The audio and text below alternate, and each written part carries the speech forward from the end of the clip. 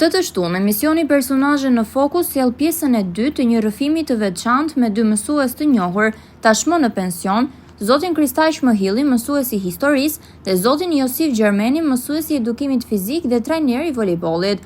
Në këtë episod do të rrëfehet historia e shkollës së parë të mesme në Krutje, e cila u ngrit në vitin 1962 nga intelektual dhe mësues të zonës.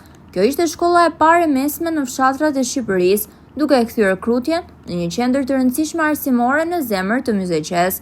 Fokusi i emisionit do të jetë zhvillimi i arsimit në këtë fshat, i cili ka nxjerrë shumë intelektual dhe figura të njohura, si dhe kontrasti mes periudhës së komunizmit dhe pas viteve 90.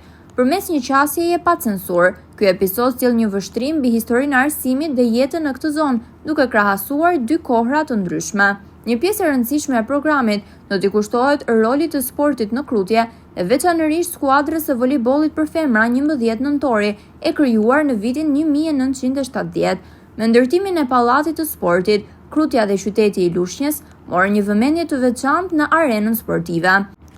I gjithë emisioni do të zhvillohet përballë pyetjeve të gazetarit Ndriçim Gjoshi dhe synon të sjellë historitë e vërteta të banorëve, duke ndriçuar zhvillimin e arsimit, sportit dhe traditës bujqësore në këtë zonë.